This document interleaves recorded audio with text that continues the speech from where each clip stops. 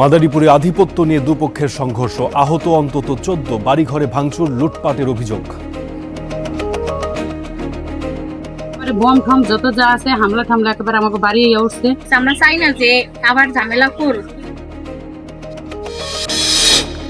এবার কুড়িগ্রামে শূন্যরেখায় আটকা 9 জন। 4 দিন পর কুষ্টিয়া সীমান্ত থেকে 12 জনকে ফিরিয়ে নিল বিএসএফ, সতর্ক অবস্থানে বিজিবি। প্রস্তাবিত বাজেটে উন্নয়ন খাতে বরাদ্দ চান রংপুর অঞ্চলের মানুষ, বৈষম্য নিরসনের দাবি সচেতন মহলের।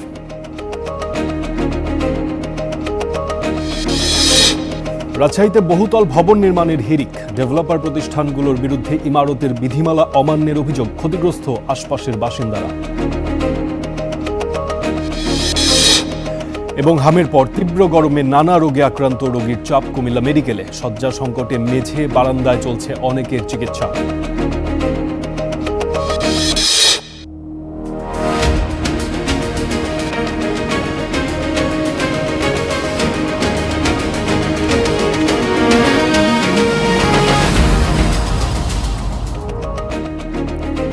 আমন্ত্রণ স্টার বাংলায়, আমি ফারদিন খান আছি আপনাদের সঙ্গে।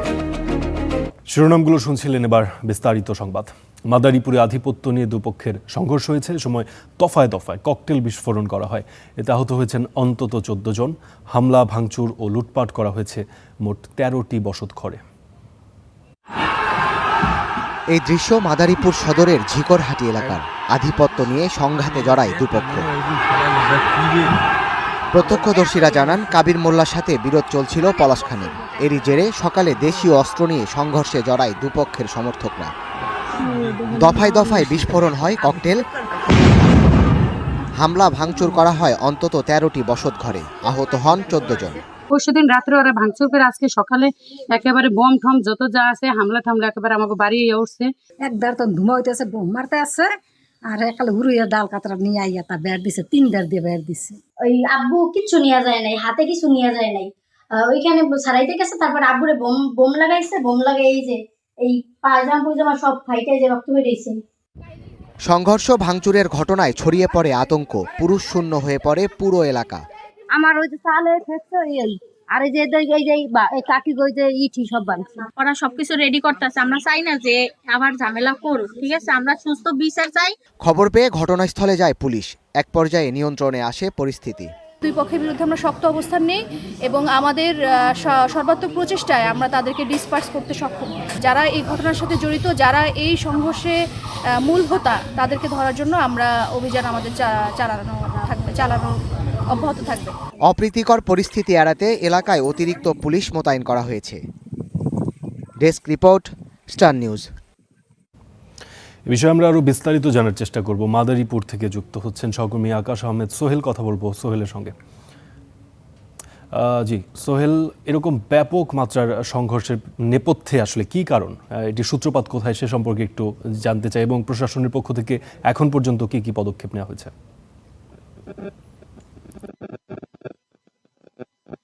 ফারদিন, আমি রয়েছি মাদারীপুর সদর উপজেলার ঝিকরহাটি এলাকায়। এই এলাকায় কিন্তু সকালেই কাবির মোল্লা ও নাসির শিকদার যে গ্রুপ রয়েছে, পলাশ খান গ্রুপ, এই দুই গ্রুপের সাথে কিন্তু সংঘর্ষের ঘটনা ঘটে। ব্যাপক ককটেল বিস্ফোরণের ঘটনা ঘটেছে।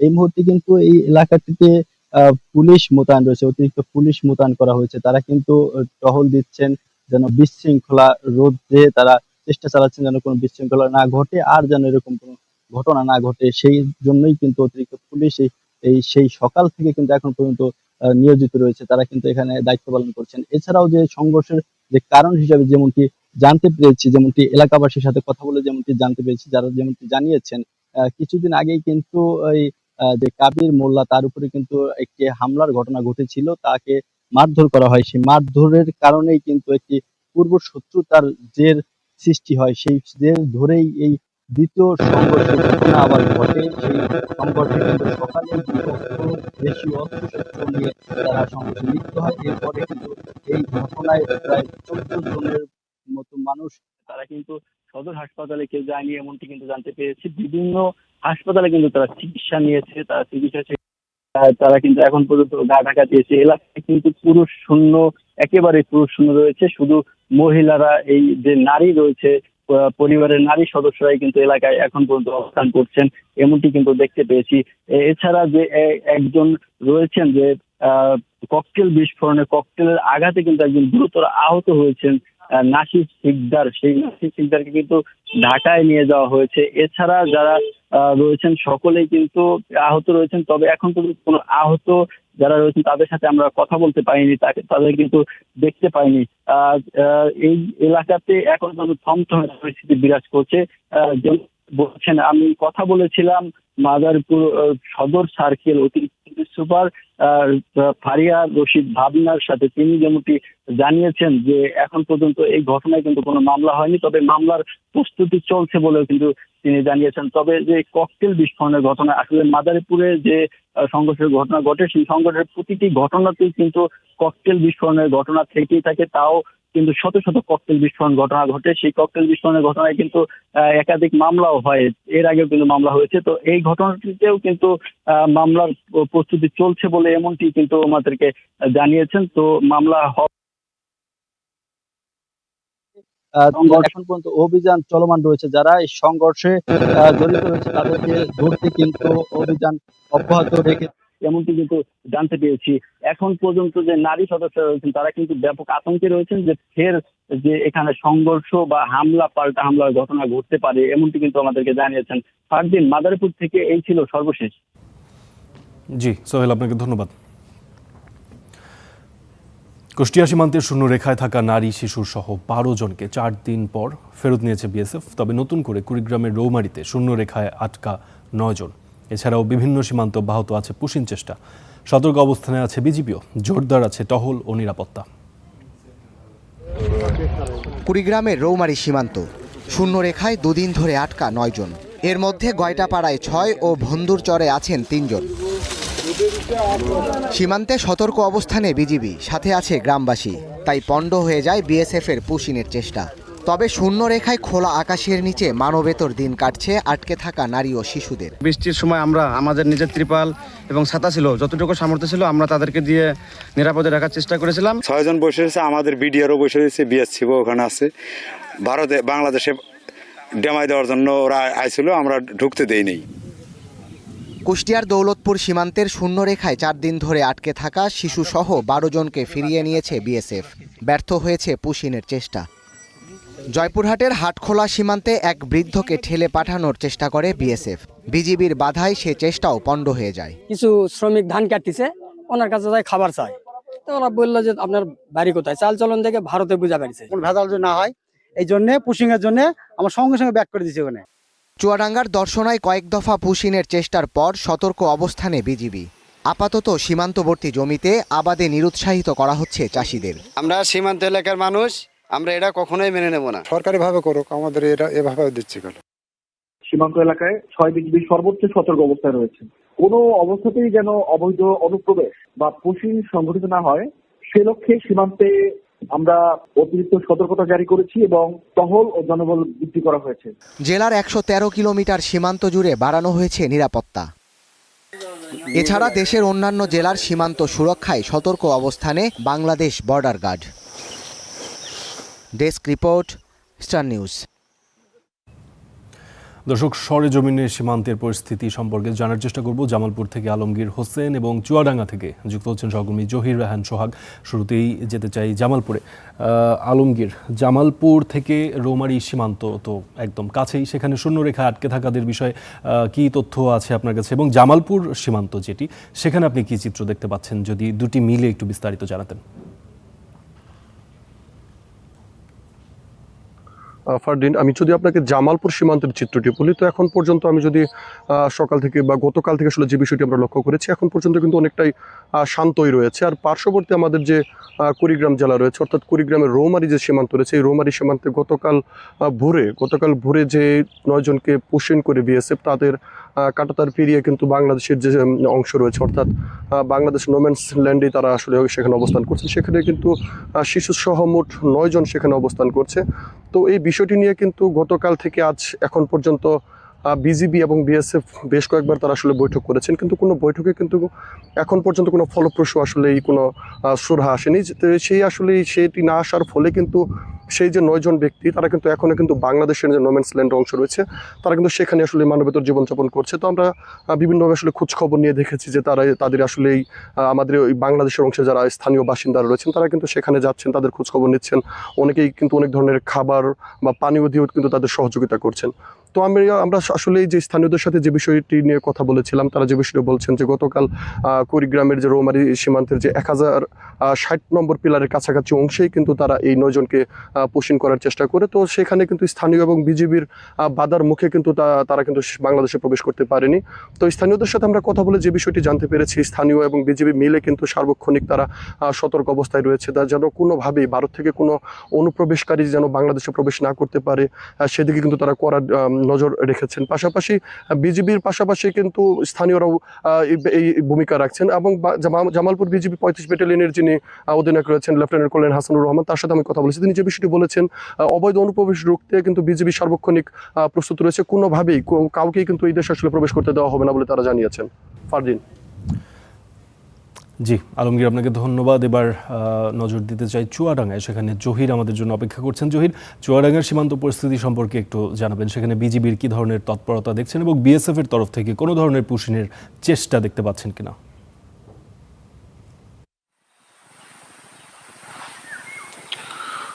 ফারদিন, গতকাল ভোরে বিশ্বকাপে যখন বিশ্বকাপ খেলা দেখা নিয়ে মত্ত ছিল দেশ এবং আমাদের চুয়াডাঙ্গার নাগরিকরা, সেই সময়টাই কিন্তু বিজিবি পুশিনের চেষ্টা করেছিল এবং বিএসএফ পুশিনের চেষ্টা করেছিল চুয়াডাঙ্গার দর্শনা সীমান্তের যে জয়নগর সীমান্ত আছে, এখানে 77 নম্বর পিলারের কাছ দিয়ে পুশিনের চেষ্টা করেছিল।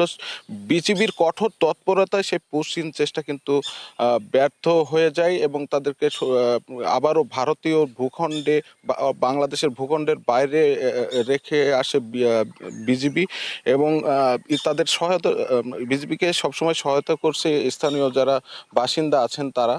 এবং গতকাল থেকে রাতে কিন্তু টহল জোরদার করা হয়েছে, লোকবল বৃদ্ধি করা হয়েছে বিজিবির পক্ষ থেকে এবং একাধিক টহল কিন্তু সীমান্ত এলাকায় আমরা দেখেছি এবং রাতে লাঠি বাঁশি নিয়ে সীমান্ত পাহারা দিচ্ছেন স্থানীয়রা। বাংলাদেশের সার্বভৌমত্ব রক্ষায় কিন্তু তারা বদ্ধপরিকর বলে আমাদেরকে জানিয়েছেন এবং বিজিবির পক্ষ থেকে জানানো হয়েছে যে কোনোভাবে যেন চুয়াডাঙ্গার 6 বিজিবির অধীনে যে সীমান্ত আছে 113 কিলোমিটার সীমান্ত, এখান থেকে যেন কেউ অবৈধ অনুপ্রবেশ বা পুশিন না করতে পারে সেই বিষয়ে বিজিবি খুবই তৎপর রয়েছে। এক্ষেত্রে কোনো রকম ছাড় দেওয়া হবে না এবং এরপর থেকে, গতকালের পর থেকে কিন্তু এই সীমান্ত দিয়ে এখনো পর্যন্ত বিএসএফ কোনো পুশিনের ঘটনা ঘটাতে পারেনি।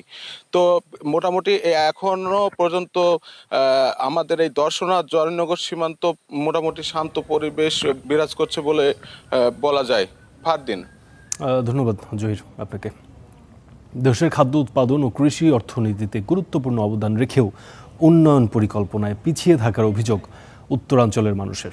নতুন অর্থ বছরের প্রস্তাবিত বাজেটে দীর্ঘদিন ধরে ঝুলে থাকা বেশ কয়েকটি গুরুত্বপূর্ণ প্রকল্পের অগ্রগতির স্পষ্ট ঘোষণা না থাকায় বাড়ছে হতাশা। যোগাযোগ, শিল্পায়ন ও কর্মসংস্থান নিয়ে এই অঞ্চলের ছিল বড় প্রত্যাশা। প্রস্তাবিত বাজেটে সেই প্রত্যাশার কতটুকু প্রতিফলন ঘটেছে? মাহমুদ রাফিন প্রতিবেদন করেছেন। বাংলাদেশ, ভারত, নেপাল ও ভুটানের মধ্যে আঞ্চলিক যোগাযোগ বাড়াতে 2020 সালে উদ্বোধন করা হয় চিলাহাটি হলদিবাড়ি রেলপথ। চালু হয় আন্তদেশীয় ট্রেন মিতালি এক্সপ্রেস, গতি বাড়ে পণ্য পরিবহন কার্যক্রমে। তবে 2024 সালের আগস্টে রাজনৈতিক পট পরিবর্তনের পর থেকে কার্যত বন্ধ রেল যোগাযোগ। অন্যদিকে দীর্ঘ প্রতীক্ষার পর চালুর আগেই বাতিল হয়ে যায় চিলাহাটি স্থলবন্দর।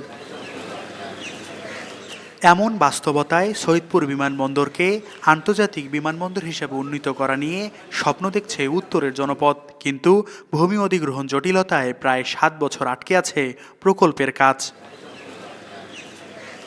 শিল্পায়নের সুবিধার্থে বগুড়া থেকে রংপুর হয়ে সৈয়দপুর পর্যন্ত প্রায় 1378 কোটি টাকা ব্যয়ে 150 কিলোমিটার গ্যাস সঞ্চালন লাইন স্থাপনের কাজ শেষ কয়েক বছর আগেই। তবে গ্যাস সরবরাহ না থাকায় নেই প্রত্যাশিত বিনিয়োগ। ন্যায্যতার ভিত্তিতে এই অঞ্চলেই উন্নয়ন কর্মকাণ্ডগুলো বেশি পরিচালিত হওয়ার কথা ছিল, কিন্তু সেটা আমরা দেখিনি। ক্ষমতার ভিত্তিতে এই অঞ্চলে বরাদ্দ নিশ্চিত করি, সেটিও এই অঞ্চলের প্রতি বৈষম্য হয়।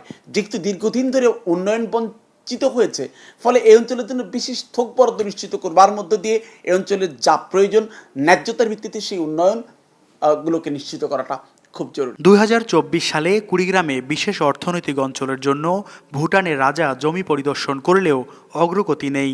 রংপুর ইপিজেড ও পঞ্চগড় লালমনিরহাটের অর্থনৈতিক অঞ্চল প্রতিষ্ঠারও একই অবস্থা। আগের প্রকল্পগুলোর দৃশ্যমান অগ্রগতি না থাকলেও প্রস্তাবিত বাজেটে এবার নীলফামারী ও কুড়িগ্রামে নতুন অর্থনৈতিক অঞ্চল প্রতিষ্ঠার আশা।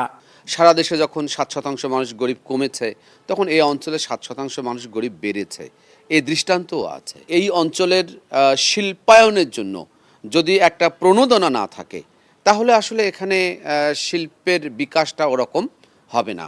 সেজন্য আমরা মনে করি যে বাংলাদেশের অর্থনৈতিকভাবে সবচেয়ে পিছিয়ে থাকা রংপুর অঞ্চলে যারা শিল্পায়ন করবে, তাদের জন্য যেন একটা প্রণোদনার ব্যবস্থা রাখা হয়। রংপুর অঞ্চলের টেকসই উন্নয়নে প্রস্তাবিত বাজেটে সুষম বরাদ্দের প্রতিফলন নেই বলে দাবি সচেতন মহলের। রংপুর অঞ্চলের জন্য যেটা আরও দুর্ভাগ্যের, সেটা হচ্ছে যে কর্মমুখী প্রকল্প গ্রহণ করা, প্রায়োরিটি দেওয়া দরকার। হতাশাব্যঞ্জক একটি বাজেট। রংপুর পিছিয়ে পড়া অঞ্চল, আরও পিছিয়ে যাওয়ার জন্যই আমরা মনে করব যে তিস্তাকে গুরুত্ব দেওয়া হয় নাই, শ্যামাসুন্দরীকে গুরুত্ব দেওয়া হয় নাই, এয়ারপোর্টকে গুরুত্ব দেওয়া হয় নাই, মেডিকেল বিশ্ববিদ্যালয়কে গুরুত্ব দেওয়া হয় নাই, এবং উন্নয়নমূলক যে খাতগুলো আছে আরও সেগুলোকে গুরুত্ব দেওয়া হয়নি। বাজেট বৈষম্য নিরসনে, যোগাযোগ, শিল্পায়ন ও অবকাঠামো উন্নয়নে বিশেষ বরাদ্দের দাবি উত্তরাঞ্চলের মানুষের। মাহমুদ রাফিন, স্টার নিউজ, রংপুর।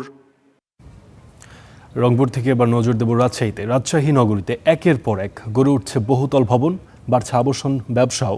অভিযোগ রয়েছে যে ইমারত নির্মাণ বিধিমালা অমান্য করে অনেক ডেভেলপার প্রতিষ্ঠান ইচ্ছে মতো ভবন নির্মাণ করছেন। এতে ক্ষতিগ্রস্ত হচ্ছে আশপাশের ভবন মালিকরা। জিয়াউল গনি সেলিমের রিপোর্ট। রাজশাহী টাওয়ার নামে 21 তলা ভবনের নির্মাণ কাজ চলছে বাস টার্মিনাল এলাকায়। তার পাশেই একটি আবাসিক হোটেল ভবন, সেখানে ধরেছে ফাটল। এজন্য ডেভেলপার প্রতিষ্ঠানকে দায়ী করেছে হোটেল মালিক। বিষয়টি গড়িয়েছে থানা পুলিশ পর্যন্ত। পাইলিং করার সময় ওই যে বড় বড় পিলার করে আর কি 100 ফিটের, ওই পিলারগুলো ওই মেশিন দিয়ে যখন ভিতরে দেয়, ওই সময় ওই আপনার কম্পন হয় একটা, আর কয়েকটা পিলার ফেটে গেছিলো। ওই কারণে আমার বিল্ডিংয়ের কয়েক জায়গায় সামনে আছে, কয়েক জায়গায় মানে ফাটল ধরে। অবৈধ বলা না, আমরা আরডিএকে তো কনসার্ন নিয়েই করতেছি সব কিছু। যেমন প্ল্যান বলেন, আরডিএই তো জানছে আমাদের, যখন আমরা প্ল্যান জমা দিই কতজন দিচ্ছে আর কি। আরডিএ আসলে এই উদ্যোগটা আগে আমাদেরকে এভাবে অ্যাওয়ার করে নাই। একই ঘটনা নগরীর কাজিহাটা এলাকায়। সেখানে ভবন নির্মাণ করছে একটি ডেভেলপার প্রতিষ্ঠান, কিন্তু নির্মাণ বিধি না মানায় পাশের ভবনে ফাটল ধরেছে বলে অভিযোগ করেছেন মালিক। 15 ফিট ডিপ করে খুঁড়েছে, ফলে আমার বিল্ডিংটা বাউন্ডারি ওয়াল ফেটে গেছে, ভিতরে গ্যারেজ ফেটে গেছে এবং একটা পিলারও ফেটে গেছে। রাজশাহী নগরীতে প্রায় 100 ডেভেলপার প্রতিষ্ঠান রয়েছে। রিয়েল এস্টেট উন্নয়ন ও ব্যবস্থাপনা আইন অনুযায়ী এসব প্রতিষ্ঠানকে নিবন্ধন নেওয়া বাধ্যতামূলক, কিন্তু নিবন্ধন ছাড়াই দিব্যি অনেকে ব্যবসা চালিয়ে যাচ্ছেন বলে অভিযোগ উঠেছে। রাজশাহী শহরেতে তারা রীতিমতো এটা সাইনবোর্ড দিচ্ছে, পেপারে দিচ্ছে, প্রকাশ্যেই কাজ করছে আপনার। এবং আপনি তো বিলবোর্ডগুলোতে দেখেন যে লেখা আছে একদম এটা এত পার্সেন্টেজ এতজন করছে, এবং এটা মানুষ কিন্তু, সাধারণ মানুষ কিন্তু প্রতারিত হচ্ছে। আমাদের কাছে যখন প্ল্যান পাস করে নিয়ে যায়, তো এটা হচ্ছে যে ইনডেমনিটি বন্ড দিয়ে যায়, যে পাশের কোনো স্থাপনার ক্ষতিগ্রস্ত তারা দায়ী থাকবে। ডেভেলপার প্রতিষ্ঠানগুলোকে নিবন্ধনের আওতায় আনতে সম্প্রতি চিঠি দিয়েছে RDA. Ziaul Gani Selim, star news, Rajshahi. Mymensingh bus terminal এলাকায় অবৈধ স্থাপনা উচ্ছেদে অভিযান চালিয়েছে সিটি কর্পোরেশন। দুপুরে সিটি কর্পোরেশনের প্রশাসক রকুনুজ্জামানের উপস্থিতিতে উচ্ছেদ কার্যক্রম চালানো হয়। এই সময় টার্মিনাল এলাকায় অনুমোদনহীন বেশ কয়েকটি স্থাপনা গুড়িয়ে দেওয়া হয় এবং সড়কের পাশে বেশ কয়েকটি দোকান উচ্ছেদ করা হয়। এসব স্থানে বৃক্ষরোপণের পাশাপাশি যাত্রী ছাউনি নির্মাণের কথা জানিয়েছেন সিটি কর্পোরেশনের প্রশাসক। তীব্র গরমে ডায়রিয়া, পানিশূন্যতা ও জ্বরসহ বিভিন্ন রোগে আক্রান্ত রোগীর সংখ্যা বাড়ছেই। আর সেই বাড়তি চাপ এখন স্পষ্ট কুমিল্লা মেডিকেল কলেজ হাসপাতালে। শয্যা সংকটে অনেক রোগীকেই চিকিৎসা নিতে হচ্ছে মেঝে, বারান্দা, এমনকি সিঁড়িতেও। এতে বাড়ছে রোগী ও স্বজনদের ভোগান্তি। চিকিৎসা নিতে হচ্ছে মেঝে, বারান্দা, এমনকি সিঁড়িতে। এই চিত্র কুমিল্লা মেডিকেল কলেজ হাসপাতালের। তীব্র গরমের সঙ্গে পাল্লা দিয়ে বাড়ছে রোগীর চাপ।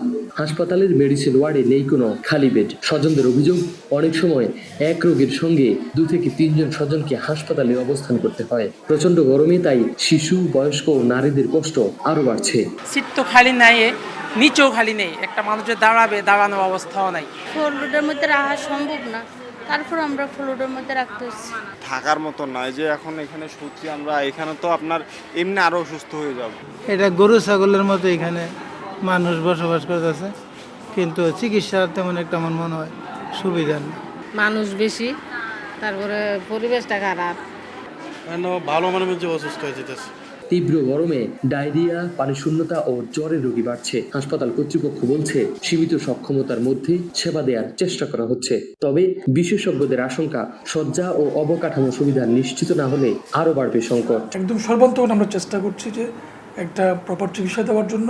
যদিও আমরা রোগীদের কষ্টগুলো হচ্ছে কি, ওই যে বললাম যে ফ্লোরে রাখতে হচ্ছে, অনেক একটু কষ্ট হচ্ছে, তারপরেও কিন্তু আমরা সেবার দিক থেকে আমরা কিন্তু কোনো প্রকার কম্প্রোমাইজ করছি না। কিন্তু ডাক্তার অথবা আমরা যদি বলি নার্স, এদের সংকট আছে, কিন্তু সংকটটা আমরা সারা দিন রাত 24 ঘন্টা পরিশ্রম করে আমরা ওই সংকট থেকে উত্তরণের চেষ্টা করি। অতিরিক্ত গরমে যখন নাকি রোদে থাকেন তখন আপনার হিট স্ট্রোক জাতীয় ওষুধ হতে পারে, আপনার হঠাৎ করে অজ্ঞান হয়ে যেতে পারেন, পড়ে যেতে পারেন, সে কারণে রোগ বাড়তে পারে। আর একটা হচ্ছে আপনার গরমে অতিরিক্ত গরমে ডিহাইড্রেশন হতে পারে, পানি শূন্যতা হয়ে যেতে পারে। 500 শয্যার কুমিল্লা মেডিকেল কলেজ হাসপাতালে গত 10 দিনে চিকিৎসা সেবা নিয়েছেন 20,000-এর বেশি রোগী, যার অধিকাংশই মেডিসিন বিভাগের।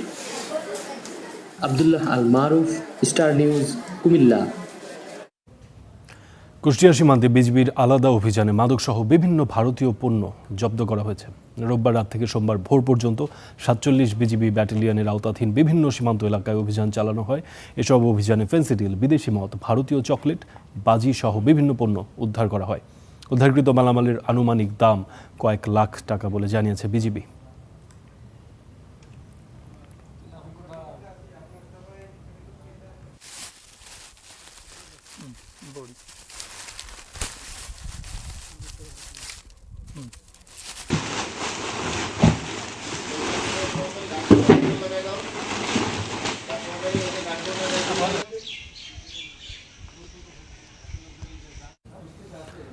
পেরিয়ে গেছে 4টি বছর, তবুও চালু হয়নি প্রায় 14 কোটি টাকা ব্যয় নির্মিত চাঁপাইনবাবগঞ্জ পৌরসভার বর্জ্য শোধনাগার। স্থানীয়দের অভিযোগ এমন যে শহর জুড়ে ডাস্টবিন সংকট ও খোলা জায়গায় ময়লা ফেলায় দুর্গন্ধ ও স্বাস্থ্য ঝুঁকিতে রয়েছে তারা। অন্যদিকে পৌর কর্তৃপক্ষ বলছে যে বেসরকারি প্রতিষ্ঠানকে ইজারা দিয়ে চালুর চেষ্টা চলছে। আবর্জনার স্তূপ আর দুর্গন্ধে রাস্তায় চলাচল করাই যেন দায়। পর্যাপ্ত ডাস্টবিন না থাকায় চাঁপাইনবাবগঞ্জ পৌর শহরের বিভিন্ন সড়কের পাশে পড়ে থাকতে দেখা যায় ময়লা আবর্জনা। বৃষ্টির মৌসুমে তীব্র দুর্গন্ধ ছড়িয়ে পড়ে, এতে স্থানীয়দের ভোগান্তি বাড়ছেই। রয়েছে বিভিন্ন সংক্রামক রোগ ছড়ানোর শঙ্কাও। স্থানীয়দের অভিযোগ, পৌরসভার কিছু কিছু এলাকা থেকে ময়লা সংগ্রহ করা হলেও তা নিয়মিত নয়। এই পরিস্থিতি মোকাবেলায় 2021 সালে প্রায় 14 কোটি টাকা ব্যয়ে নির্মাণ করা হয় একটি স্যানিটারি ল্যান্ডফিল বা বর্জ্য শোধনাগার। প্রকল্পটির লক্ষ্য ছিল প্রতিদিন প্রায় 80 টন বর্জ্য প্রক্রিয়াজাত করে জৈব সার উৎপাদন করা। তবে এখনও চালু হয়নি এর কার্যক্রম। সরকার খালি এটাকে এত টাকা দেয় কিনে এনে মানুষের অসুখ বাড়াই দিচ্ছে। শহরে একটা মূল রাস্তার পয়েন্ট, এখানে এত ময়লা আবর্জনা থাকে, এটার জন্য কি যে করছে কর্তৃপক্ষ তা আল্লাহ জানে। এসব ড্রেনের ময়লাগুলো পরিষ্কার করার পর রাস্তার ধারে রাখার পর দেখা যাচ্ছে শুকিয়ে আবার ওই ময়লাগুলো ড্রেনে চলে আসছে। বৃষ্টি হলে এইগুলো ছিটা পড়ে যায় এবং মানুষজন যে মসজিদে যাবে নামাজ পড়ার জন্য তার সুযোগ নাই। এ বিষয়ে দায়সারা জবাব দেন শোধনাগারের তত্ত্বাবধায়ক। যে ময়লাটা আসছে আমাদের, সে ময়লাটা প্লাস্টিক এবং পলিথিন বেশি, আর এই প্লাস্টিক পলিথিন পচে না, পচনশীল না হলে জৈব সার তৈরি হয় না। এই কারণে আপাতত এখন বন্ধ আছে। অন্যদিকে নগর পরিচালন ব্যবস্থা ও অবকাঠামো উন্নতিকরণ প্রকল্পের আওতায় নির্মিত এই স্থাপনাটি চালু করতে এখন বেসরকারি প্রতিষ্ঠানের কাছে ইজারা দেওয়ার উদ্যোগ নিয়েছে পৌর কর্তৃপক্ষ। বর্তমান প্রশাসক আসার পর এটা নিজে উদ্যোগ নিয়েছেন এবং এসএনভি একটা প্রকল্প ওনারা উদ্যোগে নিয়ে আমাদের এই ল্যান্ডফিল্ডটাকে চালু করে রাখার জন্য একটা থার্ড পার্টি অলরেডি আমাদের 8/10/2025 সালে চুক্তি হয়ে গেছে, তারা অলরেডি মাঠে কাজ করছে। দ্রুত সময়ের মধ্যে স্যানিটারি ল্যান্ডফিলটির কার্যক্রম শুরু করা এবং জমে থাকা বর্জ্য অপসারণ সহ কার্যকর সমাধানের দাবি জানিয়েছেন স্থানীয় বাসিন্দারা। Desk report, star news. গোপালগঞ্জে বেইলি ব্রিজ ভেঙে খালে পড়া ট্রাক দুর্ঘটনার একদিন পরও উদ্ধার করা যায়নি। সকাল থেকে বেইলি ব্রিজটি মেরামত কাজ করছে সড়ক বিভাগ। এর পাশাপাশি দুর্ঘটনা কবলিত ট্রাক টেনে তোলার চেষ্টা চলছে। সড়ক বিভাগ জানিয়েছে ব্রিজটি পুনরায় যান চলাচলের জন্য খুলে দিতে আরও 2 দিন সময় লাগতে পারে। গেল রোববার সকালে ব্রিজ ভেঙে খালে পড়ে যায় বালুবাহী ট্রাকটি। এ সময় একটি ইজি বাইক ও সাইকেলও খালে পড়ে অন্তত 3 জন আহত হন।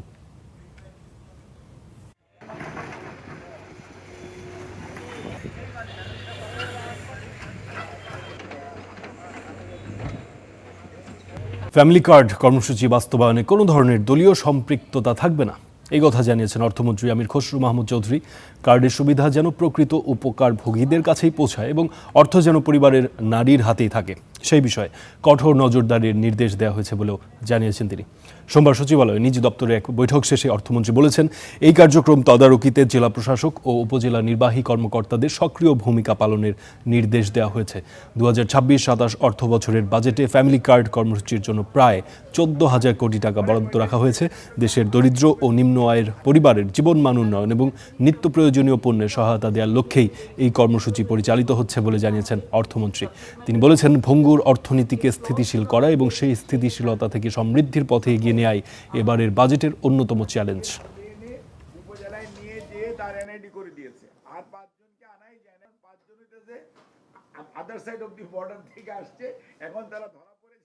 আল্লাহর ওয়াস্তে কোনো দলীয় দেবেন না। This is a private project, signature project of the Prime Minister. You have to remember, এই প্রজেক্টের কোনো রকমের ফল্ট, কোনো রকমের লিকেজ, কোনো রকমের কমপ্লেন আমরা চাই না। And this is an ideal project. এটা যদি আমরা সাকসেসফুলি করতে পারি, আমরা সোশ্যাল সার্ভিসে অনেক কাজ করতে পারি। টাকা ডাইরেক্টলি ওই গিন্নির বাড়িতে, গিন্নির অ্যাকাউন্টে যাবে, তার ভাইয়ের কাছেও যাবে না, বাপের কাছেও যাবে না, হাজব্যান্ডের কাছে যাবে না, ওই যে গিন্নি তার অ্যাকাউন্টে যেতে হবে, এটা নিশ্চিত করতে হবে। 2 বছর পর থেকে আর পেঁয়াজ আমদানি করতে হবে না বলে জানিয়েছেন কৃষিমন্ত্রী আমিনুর রশিদ। সকালে রাজধানীর একটি হোটেলে বিশ্ব ব্যাংক ও গবেষণা প্রতিষ্ঠান সানিম আয়োজিত অনুষ্ঠানে তিনি এই কথা বলেন। তিনি জানান, কৃষকদের সুবিধার্থে 2 বছরের মধ্যেই সারা দেশে 2000 মিনি কোল্ড স্টোরেজ বানাবে সরকার। প্রতিটি কোল্ড স্টোরেজে 15 থেকে 20 জন কৃষক নিজেদের উৎপাদিত ফসল সংরক্ষণ করতে পারবেন। অনুষ্ঠানে বাংলাদেশের কৃষি খাদ্য ব্যবস্থায় গুণগত প্রবৃদ্ধি ও কর্মসংস্থানের জন্য কৃষি খাতে সরকারি ব্যয়ের পুনর্বিন্যাস সংক্রান্ত প্রতিবেদন প্রকাশ করে বিশ্বব্যাংক। এতে বলা হয় যে কৃষি খাতকে অগ্রাধিকার দেয় বাংলাদেশ। সরকারি ব্যয়ের 10% এই খাতে ব্যয় করলেও আশানুরূপ প্রবৃদ্ধি নেই কৃষিতে। কৃষি খাতের ভর্তুকির বড় অংশই যাচ্ছে সারের ক্ষেত্রে। কৃষি মন্ত্রণালয়ের বরাদ্দের 80% সারের ভর্তুকিতে খরচ হয় বলে প্রতিবেদনে উঠে এসছে। কৃষির উল্লেখযোগ্য প্রবৃদ্ধির জন্য মাটি পরীক্ষার পরিধি বাড়ানো, কৃষক পরামর্শ পরিষেবা শক্তিশালী করা এবং কৃষক কার্ড ও ই-ভাউচার চালু করার আহ্বান জানানো হয়েছে প্রতিবেদনে।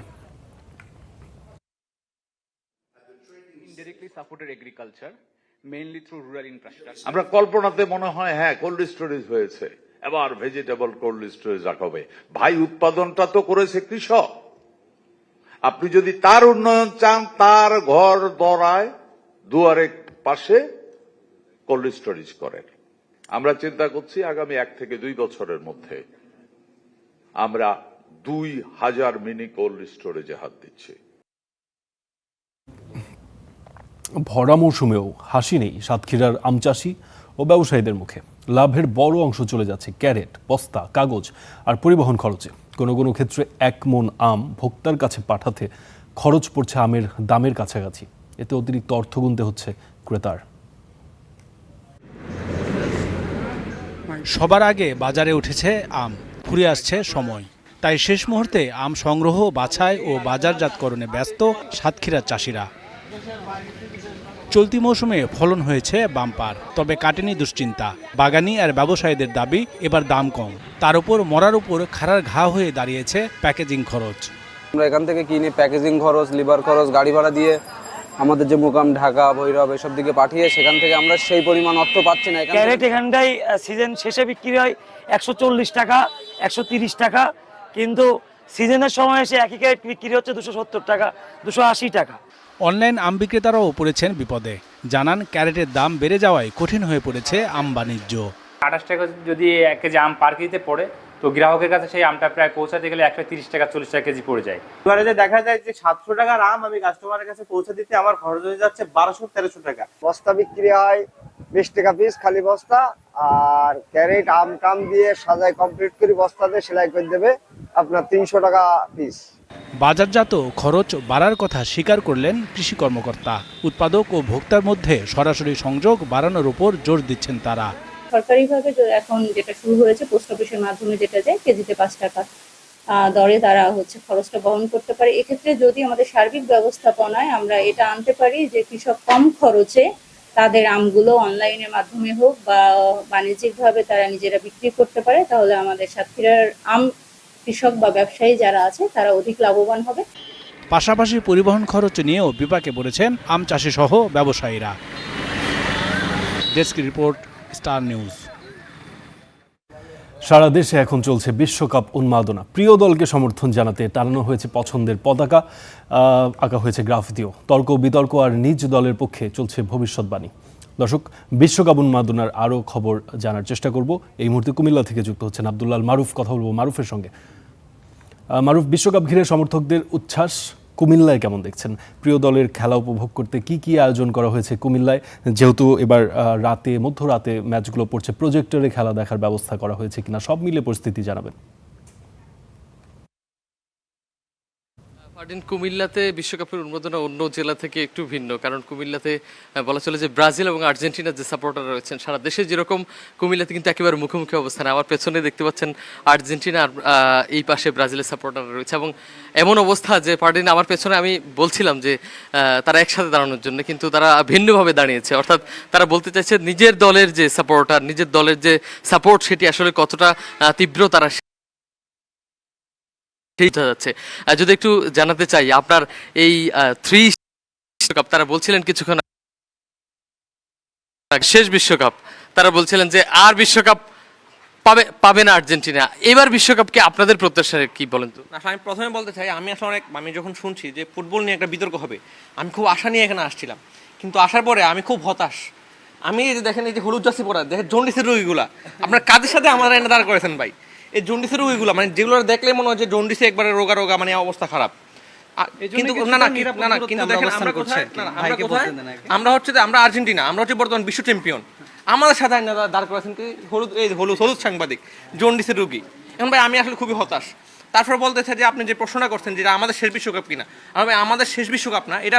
তারা আসলে গত 24 বছর ধরে তারা শুধু বলতেছে মিশন হেক্সা, কিন্তু ভাই আমরা এমনি লাফালাফি করি না।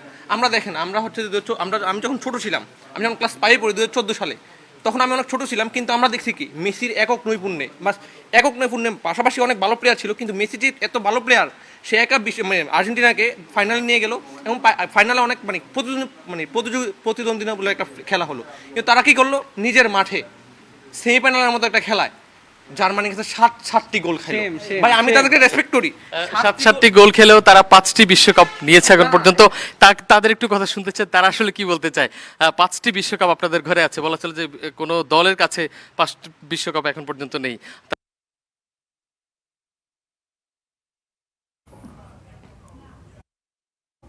তারা করছেন এবারে বিশ্বকাপ আমাদের বাপ নিতে হলে আমাদের লেভেলে আসতে হবে। এই যে তারা বলে আমাদের এক্সামিশন নিয়ে কথা বলে, আসলে তো তাদের এক্সামিশন নিয়ে কথা বলারই যোগ্যতা নেই। কেননা হচ্ছে এখনো যদি তারা আমাদের বরাবর আসতে চায়, তাদের আরো 2টা বিশ্বকাপ খেলতে হবে যদি বারবার দিতে। ওই বড় লেভেলেই তো তারা নাই এখনো। একটা হিসাব আমাদের লেভেলে আসতে গেলে আমাদের লেভেলে 72 বছর লাগবে। মানে আমাদের কত 72 বছর পরে আমরা আসলে কথা বলবো, এখন যাচ্ছে না বিষয়টা আর কি। আমাদের 24 বছর নিয়ে তাদের কতদিন লাগছে, তারা সেটা তো জলদি শুরু কি লেভেলের কথা বলছে। তাদের লেভেলটা কি ভাই? জুলের ট্রফি, তারা ফিফা ওয়ার্ল্ড কাপ কিন্তু তারা 5টা দিতে নাই। আচ্ছা জুলের ট্রফি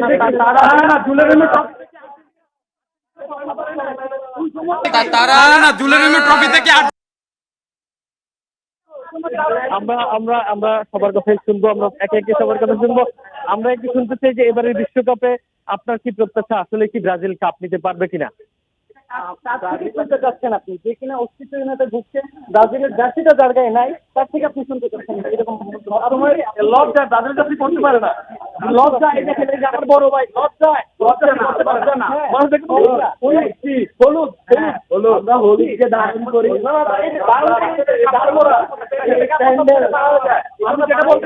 ভাই। তর্ক বিতর্ক অব্যাহত থাকুক, আমরা চাই তর্ক বিতর্ক হোক, কিন্তু এবারে যে বিশ্বকাপ আসলে কি বার্তা দিতে চায়, আসলে এবার বিশ্বকাপ নিয়ে আপনাদের আসলে শেষ প্রত্যাশাটা কি? ধরেন বিশ্বকাপ নিয়ে তো বিশ্বকাপ নানান ধরনের বিশেষ করে এবার যে বিশ্বকাপটি হচ্ছে বিশেষ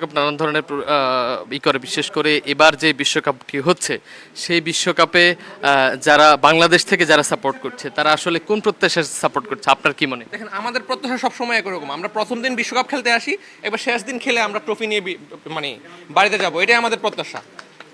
হ্যাঁ, এটাই আমাদের প্রত্যাশা। আমরা বলি না যে আমরা মিশনে এটা বলে আমরা 7 গোল খাই না ভাই।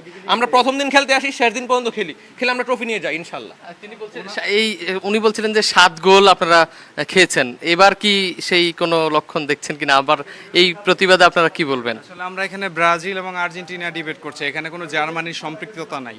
এখন ওরা ক্লিয়ারলি শো করতেছে যে বাপ পুতের যেই ভালোবাসা ওইটা তারা প্রকাশ করছে। প্রথমত আমি জুলেরিমি ট্রফির কথা বলি।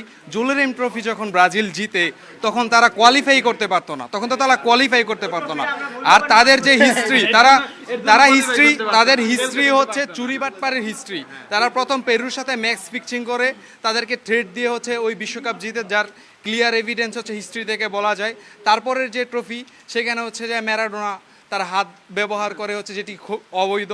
এবং তারপরে আমরা 22 সালের যে বিশ্বকাপ সেটা সবাই জানে, একটা টুর্নামেন্টে যেখানে 4টা 5টা পেনাল্টি নেওয়ার মাধ্যমে এটা ক্লিয়ারলি বোঝা যায় যে এটা কতটা নকআউট, এটা কতটা ফেভার ছিল। সো এই জিনিসগুলো তিনি বলছিলেন যে হাত দিয়ে গোল দিয়ে বিশ্বকাপ নিয়েছেন। একটু বলতে চাচ্ছি এই ব্যাপারটা আমি আসলে সবসময় দেখি যারা ব্রাজিল সমর্থক আছে, হলদে পাখিরা দুইটাই আছে, ওনাদের আসলে আমি জানি না ওনারা কে, তো ওনারা সবসময় পেনাল্টি নিয়ে কথা বলে। কিন্তু আপনি যদি একটু এইটা দেখতে যান যে পেনাল্টি এখন পর্যন্ত 10 জন যদি সেরা প্লেয়ার আপনি খুঁজেন, পেনাল্টি সবচেয়ে বেশি কে পেয়েছে, প্রথম সারিতে কিন্তু নেইমার এখানে অবস্থান করছে, সেই জায়গায় পেনাল্টির মাধ্যমে গোল সবচেয়ে বেশি দিয়েছে। হ্যান্ড অফ গড 1986 সালে হ্যান্ড অফ গড।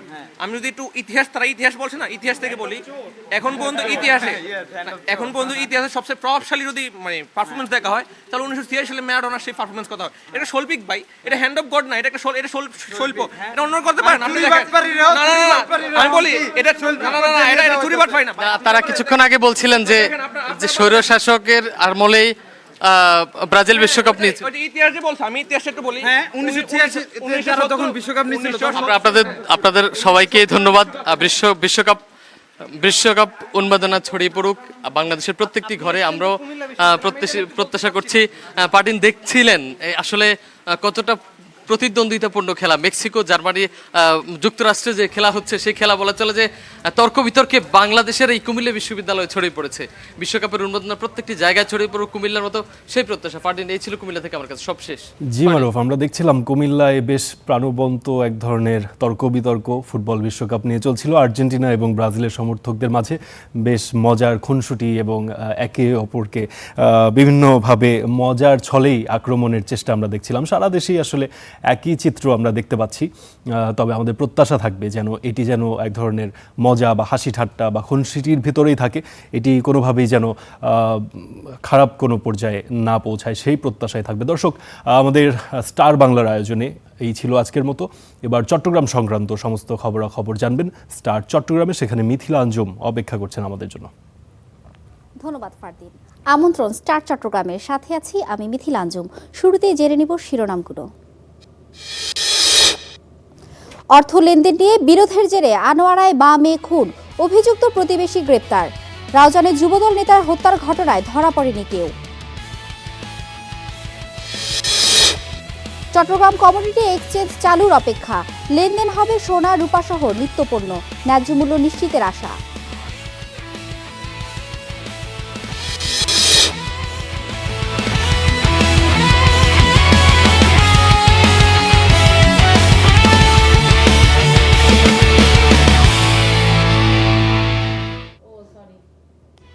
দেখছিলেন শিরোনাম, এবারে বিস্তারিত।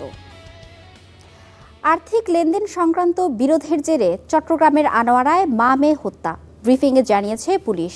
গ্রেপ্তার করা হয়েছে প্রতিবেশী তেজু বড়ুয়াকে। এদিকে রাউজানে যুবদল নেতা হত্যার ঘটনায় এখনও ধরা পড়েনি কেউ। শনিবার রাতে আনোয়ারার চেনামতি এলাকার বাসায় ঢুকে মা মেয়েকে হত্যা করা হয়। ঘটনার একদিন পর রহস্য উদ্ঘাটন করেছে চট্টগ্রাম জেলা পুলিশ। ব্রিফিংয়ে পুলিশ জানায়, ঘটনার পর তদন্তে নামেন তারা। রবিবার রাতে পটিয়া থেকে গ্রেফতার করা হয় প্রতিবেশী রিমন বড়ুয়াকে। আর্থিক লেনদেন সংক্রান্ত বিরোধের জেরে এই হত্যাকাণ্ড বলে জানিয়েছে পুলিশ। উদ্ধার করা হয়েছে হত্যায় ব্যবহৃত চাকু ও নিহত এনি বড়ুয়ার মোবাইল ফোন।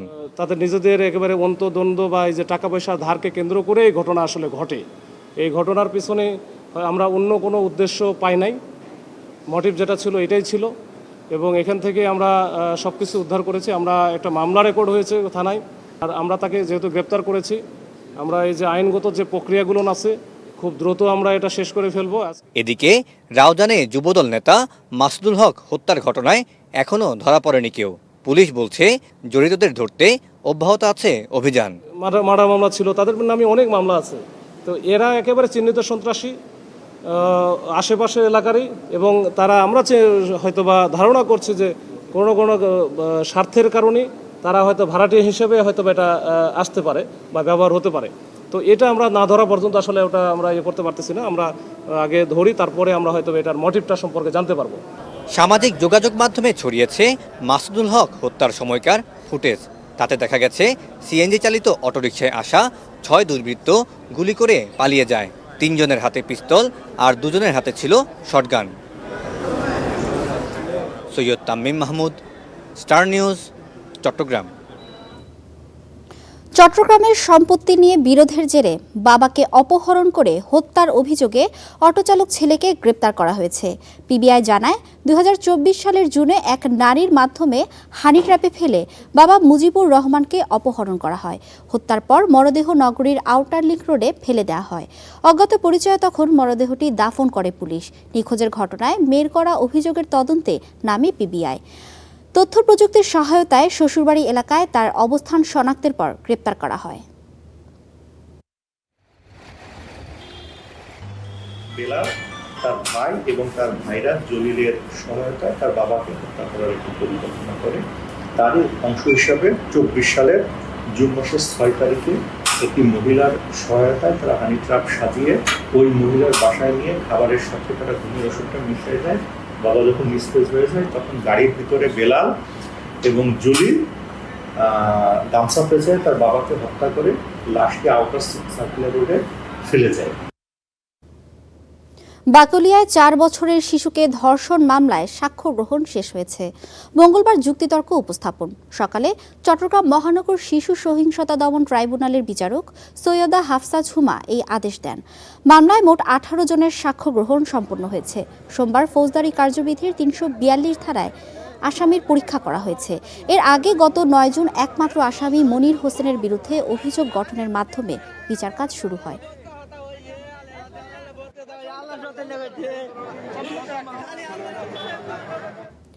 টেকনাফে মাছ ধরার সময় 7 বাংলাদেশি জেলেকে ধরে নিয়ে গেছে আরাকান আর্মি। ইউএনও জানায়, সকালে শাহপুরীর দ্বীপ সংলগ্ন সমুদ্র সীমায় মাছ ধরছিলেন জেলেরা। এ সময় 2টি ফিশিং ট্রলার সহ 7 জেলেকে ধরে নিয়ে যায় আরাকান আর্মি। সবাই শাহপুরী দ্বীপের বাসিন্দা। আটক জেলেদের ফিরিয়ে আনতে বিজিবি, কোস্টগার্ড ও প্রশাসন সমন্বিতভাবে কাজ করছে বলেও জানান উপজেলা নির্বাহী কর্মকর্তা।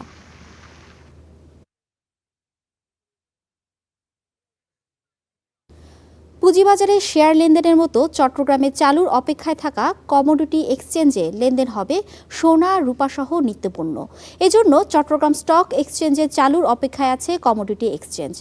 এর মাধ্যমে পণ্যের ন্যায্য মূল্য নিশ্চিতের পাশাপাশি বাজারের স্থিতিশীলতা রক্ষা ও মূল্যস্ফীতি থেকেও সুরক্ষা মিলবে বলে মনে করেন সংশ্লিষ্টরা।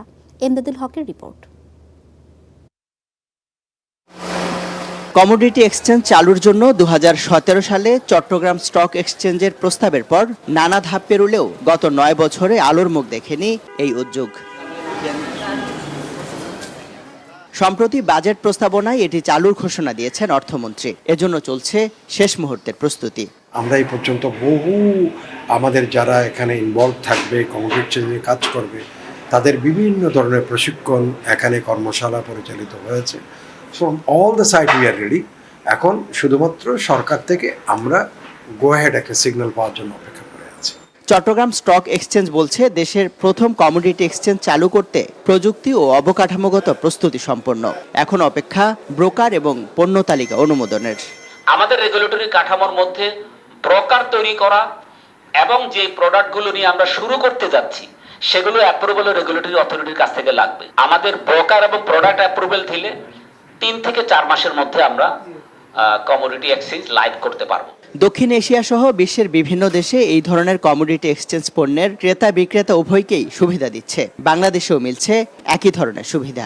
এখানে ইনভেস্টর আসবে, ইনভেস্টমেন্ট আসবে এবং একটা প্রোডাক্ট যে ডাইভার্সিফিকেশন করা সম্ভব হবে এবং এই ইকুইটি মার্কেটের তুলনায়, শেয়ার মার্কেটের তুলনায় এখানে ঝুঁকির পরিমাণটা অনেক কম পাবে ইনভেস্টর। কমোডিটি এক্সচেঞ্জ হচ্ছে এমন একটি ব্যবস্থা যেখানে বিভিন্ন ধরনের পণ্য কাগজে বা ইলেকট্রনিক পদ্ধতিতে কেনাবেচার সুযোগ থাকবে। মূল পণ্যটি থাকবে কোনো গুদামে বা মাঠে, সেখান থেকে একটি নির্দিষ্ট সময় পর চূড়ান্ত নিষ্পত্তি বা হস্তান্তর হবে।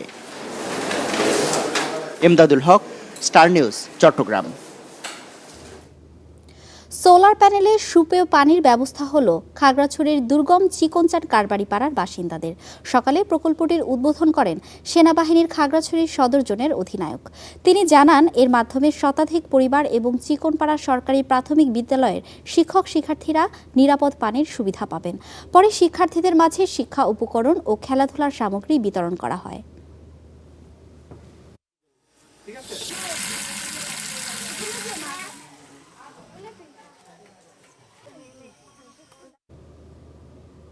এই ছিল স্টার চট্টগ্রামে। এতক্ষণ সঙ্গে থাকার জন্য ধন্যবাদ।